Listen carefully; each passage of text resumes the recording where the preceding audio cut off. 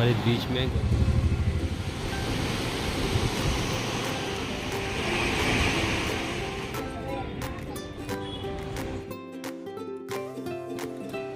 हर हर गंगे दोस्तों, आपका एक बार फिर से स्वागत है। आज मैं हूँ ऋषिकेश में और इस समय मैं हूँ जानकी पुल के पास। दोस्तों, ऋषिकेश उत्तराखंड के देहरादून ज़िले का एक नगर है, एक हिंदू तीर्थ स्थल है। इसे हिमालय क्षेत्र का प्रवेश द्वार भी कहा जाता है। ऋषिकेश पहुंचना आसान है क्योंकि ये दिल्ली से मात्र 240 किलोमीटर है और हरिद्वार से इसकी दूरी मात्र 30 किलोमीटर है और देहरादून से इसकी दूरी 43 किलोमीटर के आसपास है। अगर आप ऋषिकेश वायु मार्ग से आना चाहते हैं तो इसका सबसे निकटतम एयरपोर्ट जोली ग्रांट एयरपोर्ट है, जिसकी दूरी ऋषिकेश से 18 किलोमीटर है। और रेल की बात की जाए तो ऋषिकेश में ही नज़दीकी रेलवे स्टेशन है जो शहर से सिर्फ 5 किलोमीटर दूरी पर है, पर कुछ ट्रेनें ही ऋषिकेश में आती हैं। और बात सड़क मार्ग की जाए तो सड़क मार्ग की जो व्यवस्था है बहुत अच्छी है। और अगर बस द्वारा आप आना चाहते हैं तो दिल्ली के कश्मीरी गेट से ऋषि के लिए डिलक्स और निजी बसों की व्यवस्था है जो 24 घंटे दिल्ली से सुचारू रूप चली रहती है। तो आइए आज का वीडियो हम शुरू करते हैं। हर हर गंगे।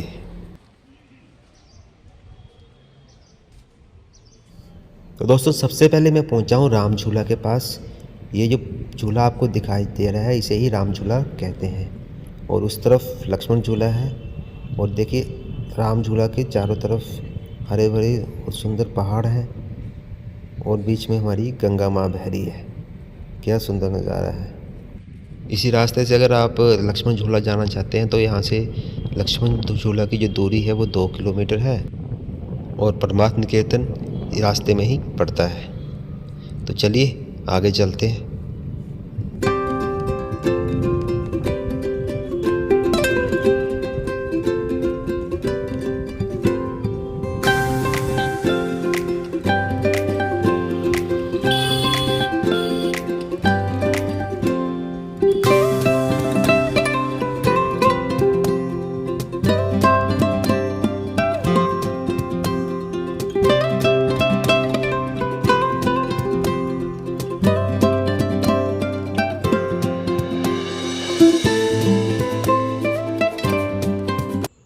तो ना इस टाइम हम राम झूला क्रॉस करके दूसरी तरफ आ गए हैं। तो ये रास्ता आपको दिखाई दे रहा है, ये लक्ष्मण झूला की तरफ जाता है।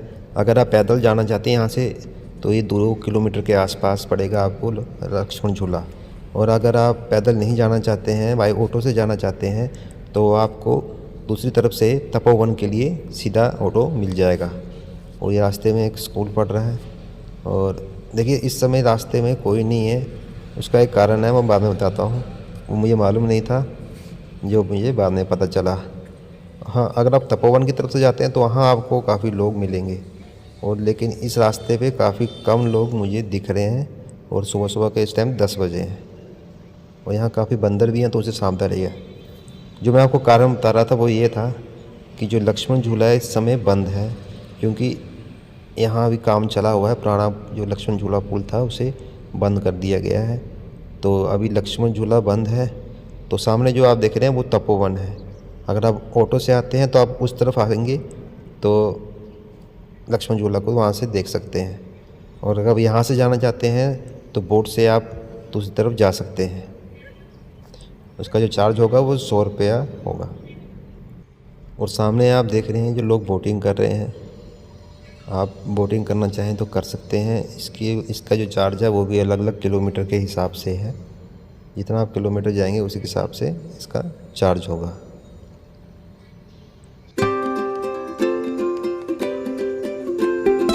तो आइए अब वापस चलते हैं परमार्थ निकेतन की तरफ।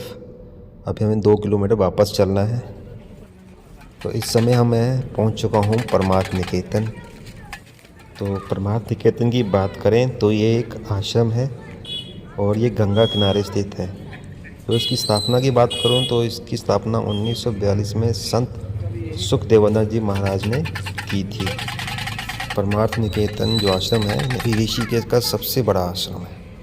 और परमार्थ निकेतन की सबसे खास बात है इसके लिए इसे जाना जाता है। वो यहाँ की आरती जो शाम के समय प्रतिदिन की जाती है। अगर आप ऋषिकेश आए हैं तो शाम की गंगा आरती में ज़रूर शामिल हो, आपको बहुत अच्छा अनुभव होगा। परमार्थ निकेतन में कम से कम 1000 कमरे हैं जहाँ पे यात्री ठहरते भी हैं। लेकिन आपको यहाँ बता दूँ, अगर आप अकेले आए हैं तब आपको यहाँ कमरा मिलना मुश्किल है। अगर आप फैमिली के साथ आए हैं तो आपको यहाँ पे रूम आसानी से मिल जाएगा। और यहाँ अंदर खाने की भी व्यवस्था है।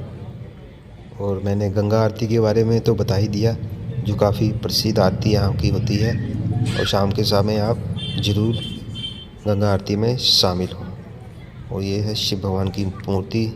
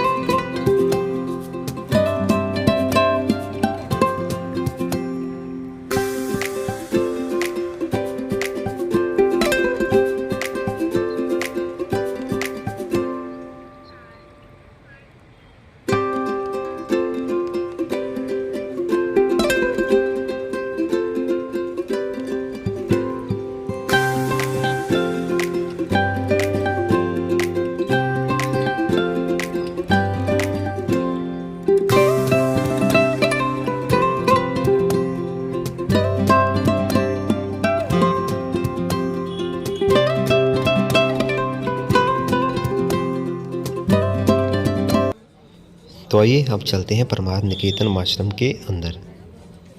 और ये अंदर का नज़ारा है। इस गेट से हम सीधा अंदर की तरफ चलेंगे। और ये सामने बोर्ड लगा है जिसमें परमार्थ निकेतन आश्रम के बारे में सारी जो जानकारी है यहाँ दी गई है।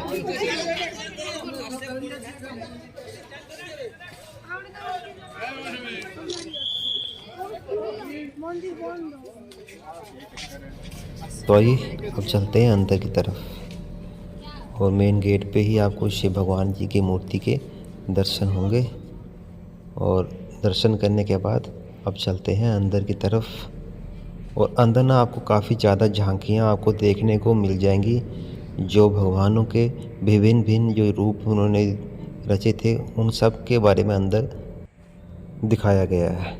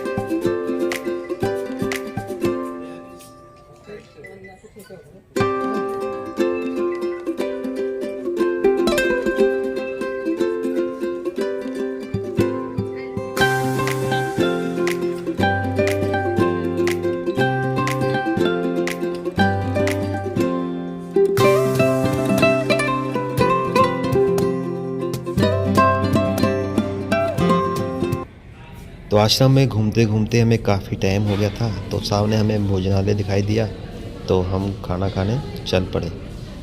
तो खाना जो यहाँ पे की बात करूँ तो काफ़ी अच्छा खाना था, काफ़ी टेस्टी था, और जो बैठने की व्यवस्था भी थी वो काफ़ी अच्छी थी।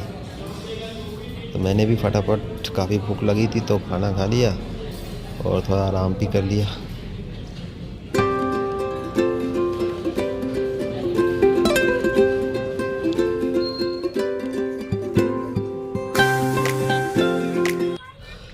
तो इस समय मैं खाना खा के ना बाहर निकल चुका हूँ। तो थोड़ी देर बाहर बैठने के बाद अब मैं निकल पड़ा हूँ जानकी सेतु की तरफ। तो सामने जो आप सेतु देख रहे हैं इसे जानकी सेतु कहते हैं, और मैं इस समय जानकी सेतु के पास जो घाट बना है वहाँ बैठा हूँ। यहाँ पुरुष और महिलाओं के लिए, दोनों के लिए अलग अलग घाट है। इसके बाद मैं निकल पड़ा त्रिवेणी घाट की तरफ। तो जो आप नज़ारा देख रहे हैं ये त्रिवेणी घाट से है। यहाँ की जो आरती के बारे में आपको मालूम ही होगा कि रात के समय जो आरती होती है वो काफ़ी फेमस है, और आप शाम के समय आएँ तो आरती में ज़रूर शामिल हों।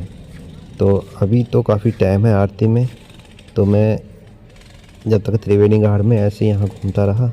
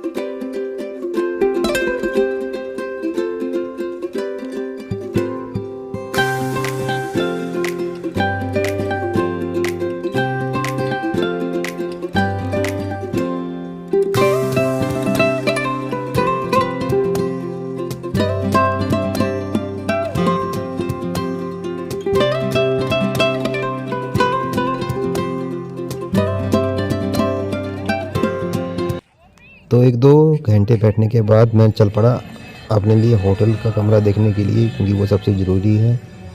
और होटल के कमरा लेने के बाद मैं फिर शाम को 5 बजे त्रिवेणी घाट पहुंच चुका हूं यहाँ की आरती देखने के लिए। तो दोस्तों आपको त्रिवेणी घाट के बारे में बता दूं, ये गंगा, यमुना और सरस्वती का संगम स्थल है। तो चलिए अब चलते हैं घाट की तरफ, क्योंकि गंगा आरती शुरू होने का समय हो गया। 5 बजे के आसपास आरती सर्दियों में शुरू हो जाती है।